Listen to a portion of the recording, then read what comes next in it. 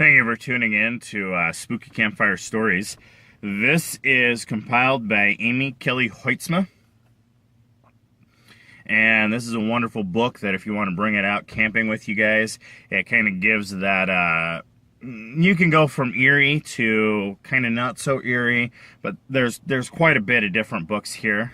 And they can definitely help with kind of setting the mood during a campfire or during camping, or even if you're just out back throwing a little fire, doing s'mores and things like that. This is a great little book to have with you. It's small, compact, easy to store and easy to bring with you in a backpack. Doesn't take much space. Not sponsored by this, but this is a wonderful, wonderful book to have. So let's go ahead here. And we're going to jump into one called From Faces at the Window. This is by Rose Wilder Lane. In the white glare of night and the faint, oily odor of hot air, Gladys told me the enthralling story of her life. She was next to the youngest of 13 children, and all alone in the world. Where her 12 brothers and sisters were, she had no idea at all. She had not seen nor heard of any of them since she was 8 years old, because then her mother died and her father just went away. They did not know what to do, and sort of scattered. I had the impression of a nestful of little quails scattering and cowering in the grass without a mother. Gladys stayed with a neighbor for a while, but they made her work too hard, so she left there. She walked into Memphis, where a policeman took her to a police station and some people wanted to put her in an orphan asylum, but she got away from them. She went to back doors asking for work, and she had worked for a year for nice women who had 3 little children and gave her some clothes. But then there was yellow fever in Memphis, and so many people died that everyone left Memphis that could. That nice family left, and Gladys was scared of yellow fever, so she left Memphis too. When she was 14 years old, but she said she was 15, she was clerking in a bookstore in Colorado Springs. It was easy, clean work, and she liked it. $3 a week, and they let her read the magazines. There she met a girl named Amy, who came in to buy books. Amy was 14, and she was an only child. She was in Colorado for her health. She had consumption, and she was living in a hotel with her parents until she got well. Gladys and Amy became great friends. They were together all the time, and Amy's parents were pleased because Amy was so much happier. She was always laughing when she was with Gladys. They had such good times. Gladys was almost one of the family. Then Amy got well, and they were taking her back home to Mayfield, Kentucky, so she and Gladys had to part. Gladys felt bad about that, but not as bad as Amy. Amy cried and cried. She said she'd die without Gladys. They couldn't get her to stop crying, and sure enough, she cried herself so sick that they had to call the doctor again. The doctor advised them not to take her away from Gladys. So her father and mother talked to Gladys and said she was all alone in the world.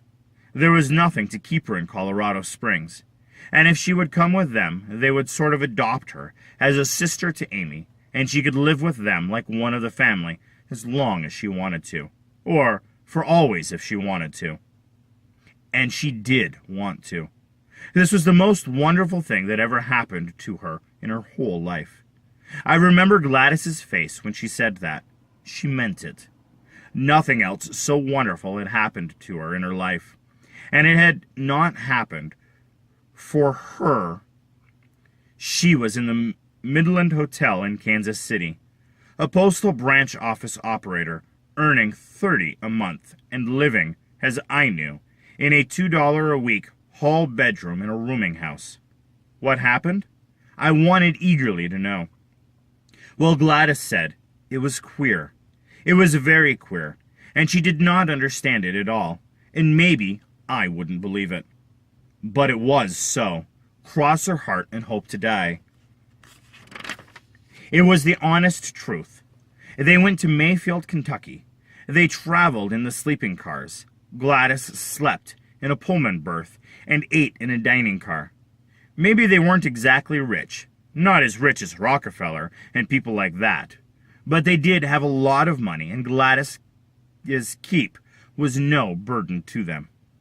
When they got to Mayfield, at first, they had a hard time finding a place to live. Amy's father owned a business there, but they had sold their house when they went to Colorado for Amy's health, not knowing how long they would be gone. Now Mayfield was growing fast. The hotel was full. All the nice places were rented, and they had to buy or build a new house. That would take some time. So meanwhile, they rented what they could get, and it was an old house, not even painted, right on the bank of the river. They rented it by the month, till they could get into their new home. It was a big house, bare, and sort of echoing inside. They didn't really furnish it. Their furniture was in storage, and they only took out a few things like beds and some chairs and lamps, and a stove and a table in the kitchen, because they were only camping there till the new house was ready. The first thing that happened was in the middle of the first night, every one of them had the most frightful nightmare. They were all so scared that they got up and lighted the lamps, and at midnight they were all together in the kitchen. They made some coffee and drank it and stayed there till daylight. The next night, exactly the same thing happened. They were all in the kitchen again, all scared by nightmares.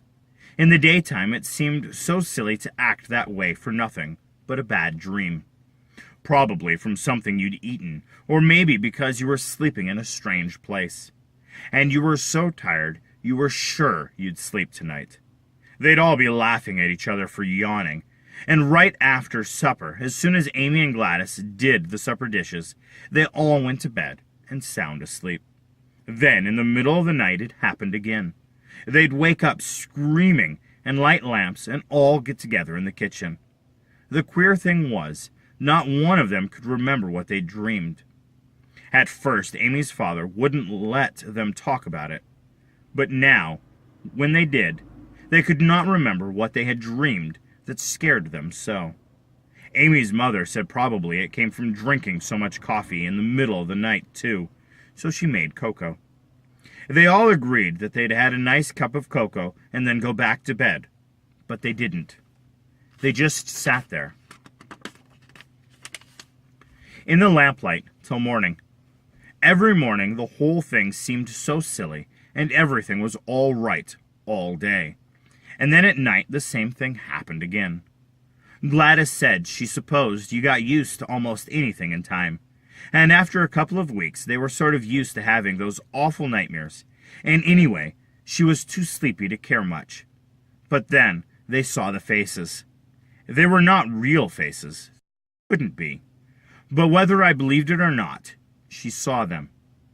They all saw those faces. At least, Amy said she did. Her father and her mother said they did. And Gladys knew she did. She would swear it on the Bible. When they went in the kitchen, in the night, with a lamp lit, and it was black night outside, they saw those faces looking in through the kitchen window. You know how sometimes you see your face reflected in a window pane? These faces were like that. But they were not reflections of anyone inside the kitchen. They were faces of old men and young men and women and boys and girls. Different faces. Sometimes a crowd of them, and then only one. Amy's father said they were all worn out and imagining things. He said there was nobody outside the window. They all knew there was nobody there. There couldn't be, because the kitchen wall was at the very edge of the riverbank, and the bank went straight down to the river below. And outside that window there wasn't ground enough for anyone to stand on. Next day, Amy's father put a window shade on that window. He said that nothing was hurting them. They were only imagining things that weren't so.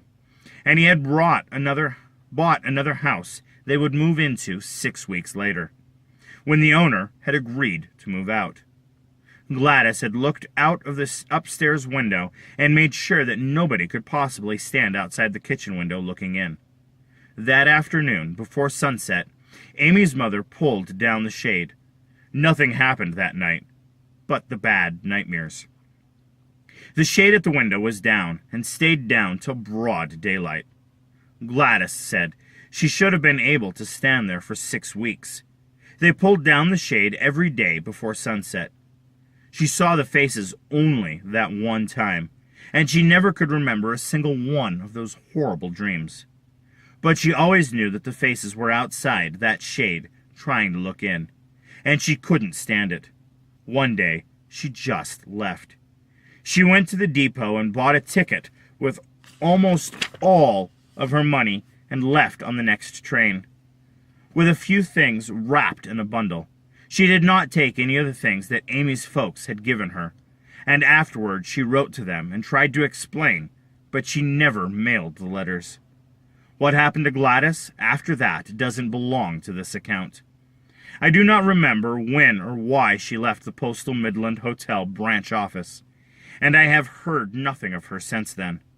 Her inexplicable experience in Mayfield, Kentucky, was only a chapter in the short but adventurous autobiography that she told me in vivid bits while we curled and combed our hair in the sophisticated luxury of the Midlands public dressing room on the mezzanine.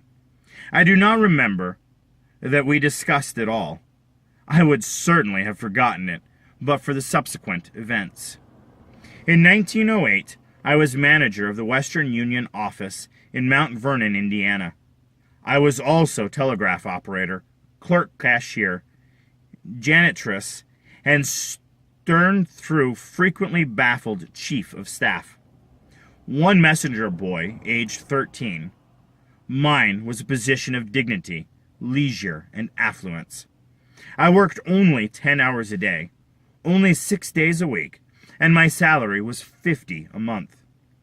I lived well, dressed fashionably, and every payday gaily added $25 to my savings bank account. The memory lingers with me still of those huge, delicious 5-cent sandwiches, buttered buns enfolding a major portion of a sizzling fried fish fresh caught from the Ohio.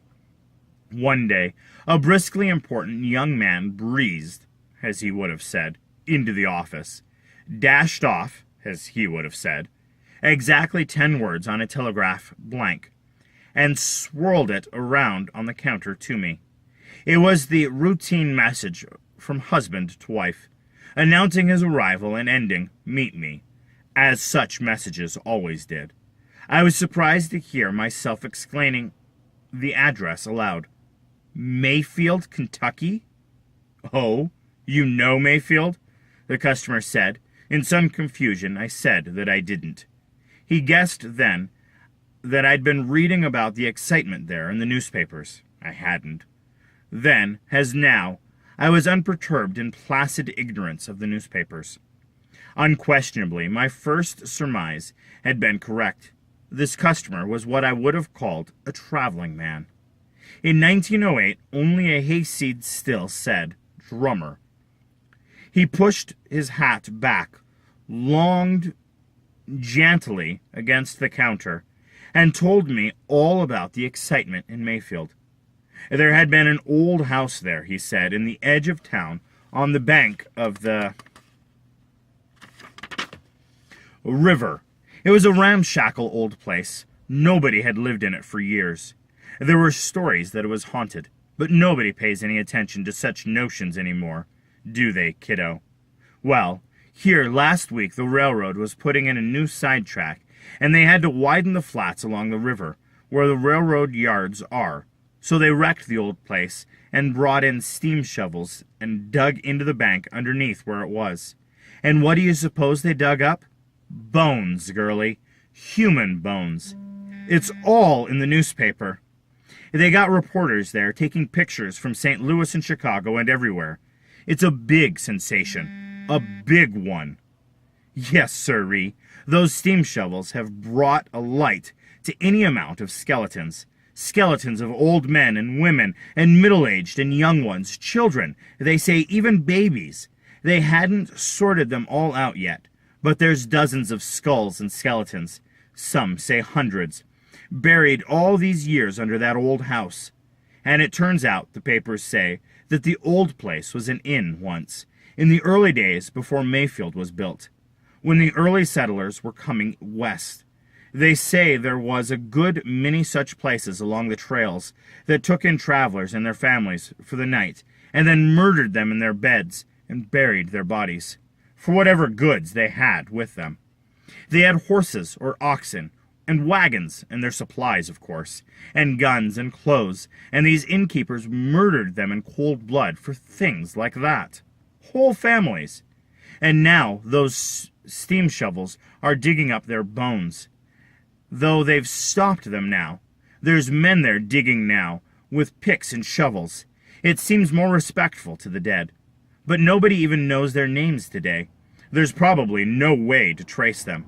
Nobody'll ever know who they were. Nothing but bones.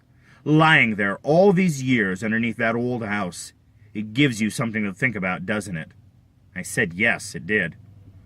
He said that it was a big excitement in Mayfield. The biggest sensation, maybe, that Mayfield ever had yet. And I certainly ought to read the papers.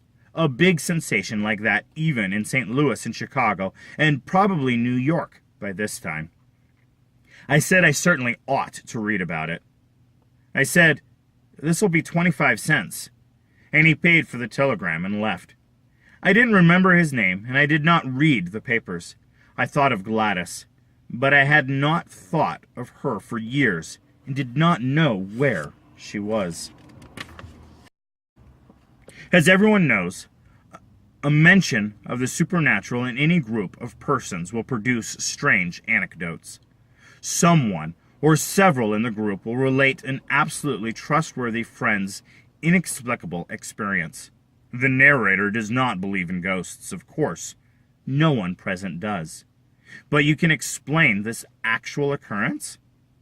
The traveling man's sequel to Gladys's tale was a coincidence that served me well in such anecdotal groups. For many years, I thought the story ended, but it was not.